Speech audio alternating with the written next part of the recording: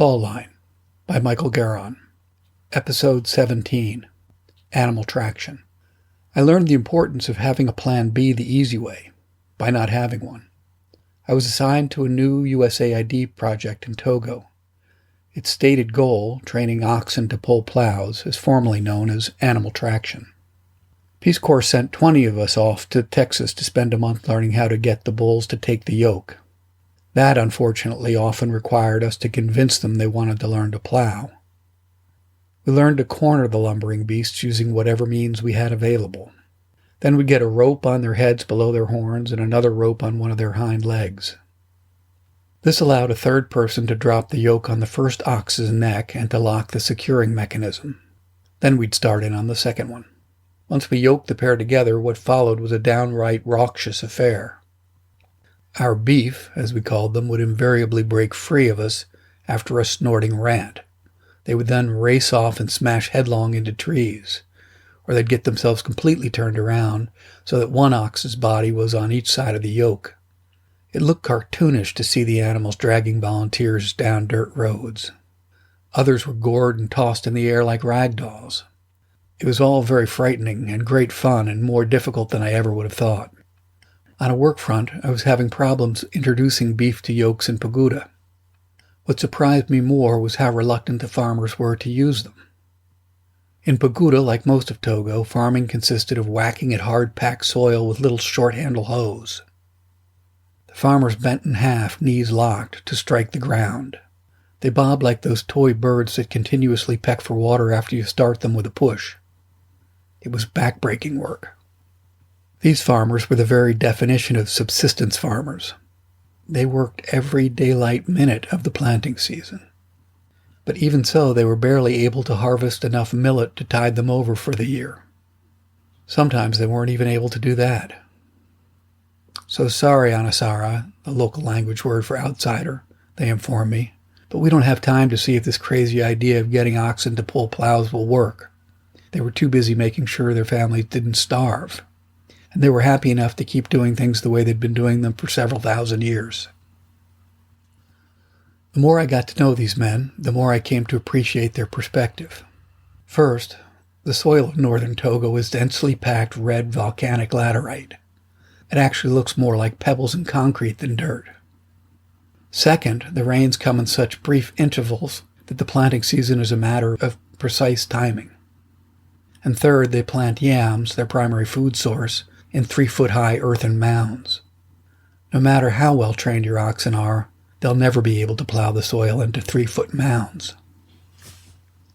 And then there was the fact that what I was proposing they farm was a completely foreign product, upland rice. I explained that there was a good market for rice in the capital.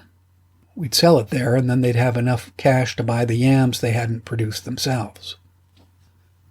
Further, I would help them form cooperatives and then give them 2 bulls on layaway to be paid off as their income increased. By the time I finished explaining, I myself was questioning the distant agricultural expert who'd come up with this cockamamie plan. When I told my USAID project officer about the farmers' resistance to our plan, he said, "No problem, that's what PL 480 is for." I'd never heard the term before, but I said I'd check it out. PL 480 stands for Public Law 480. It's better known as Food for Peace. Food for Peace is one of few proven long-standing development activities run by USAID. It's effective because it provides both the U.S. farmer and the aid recipient with a win. Here's how it works. The U.S. government buys surplus U.S. grain and other overproduced commodities. These purchases bolster the domestic market price by constraining the supply. The supply is then given away at foreign disaster sites. We package it in those big bags emblazoned with this symbol of 2 hands clasping in front of an American flag. Turns out there was a PL 480 program in Togo.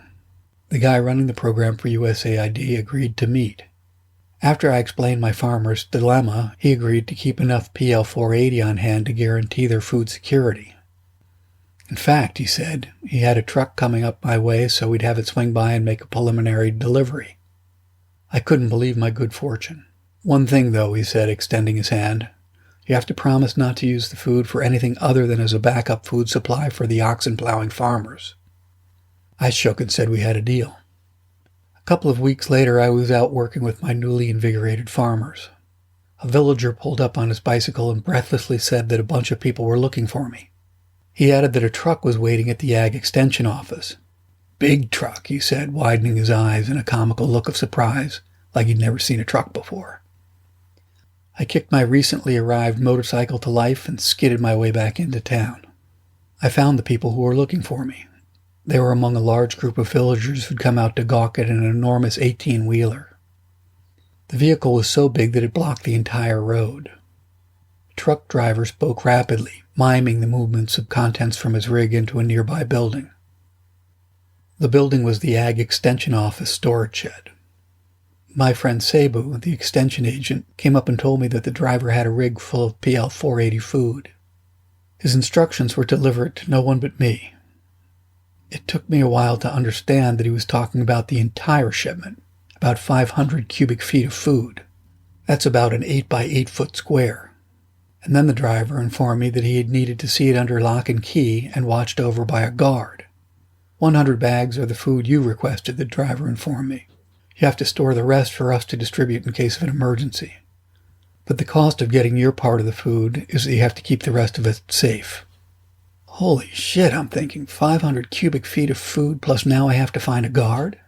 Anyway, what ended up happening was that I had this huge pile of guarded food. So with the certainty of food for the coming year, the farmers agreed to use the oxen. They had a backup plan. But while they now had a backup plan, as it played out, I was the one who needed one. This is what happened.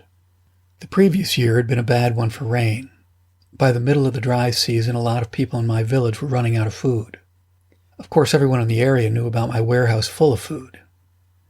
It wasn't long before some of those who were hungry showed up at my door.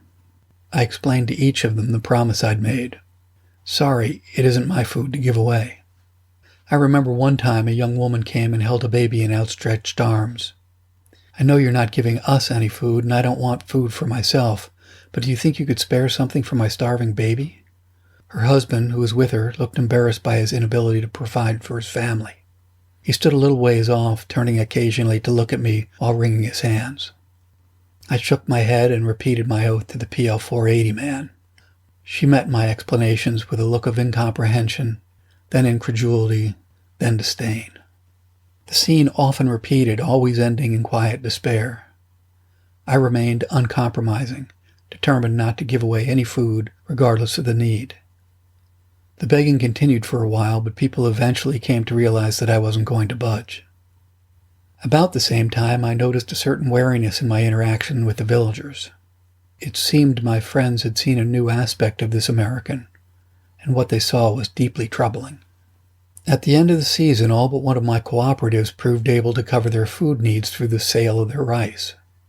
The amount of food needed by a single unsuccessful cooperative was small.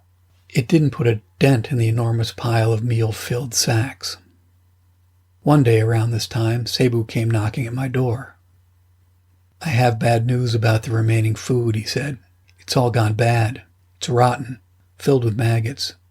We have to figure out how to dispose of it. Come and have a look. I marched up to the warehouse for an inspection. Sure enough, every bag had succumbed to the local humidity and burst. Maggots steamed from the open grain sacks. I shook my head in dismay and arranged with a cattle feedlot to come and haul the wasted food away. When the truck arrived, a fire brigade line of local farmers passed the rotten meal bags hand to hand. One man slipped and the bag fell, spraying cornmeal all around. An old woman raced forward and began sweeping the meal into her wash basin. I know you won't let us touch it, but this is for my chickens, she barked, unable to hide her fury. Or is that something else you won't allow? To bring a little closure here, let me cut to how the story ends. 2 years later, I left Togo and returned to the States. I got a temporary job working as what's called a staging coordinator for the Peace Corps. Staging refers to the brief time new trainees are in the U.S. before heading off to their posts. It allows them time to complete administrative details, like getting all the required shots. But we also ran new recruits through a few activities designed to give them a taste of the years ahead. I made my PL-480 saga into a 3-part tale. I stopped at key points to ask what the recruits thought about the problems that I'd posed. For example, I stopped at the point at which the farmers said they couldn't take up oxen plowing. Then I explained that they were afraid to risk their food supply. At the end, I asked them if I'd done the right thing in steadfastly denying the villagers my food. I asked what I could have done to achieve a better outcome. By then, I'd had a long time to think about it myself, and I'd staked out my position. In retrospect, I realized I'd made 2 errors, the second more significant than the first. First, I'd accepted many times more food than I'd requested, and I had no real idea what to do with it. I should have at least checked with someone at AID.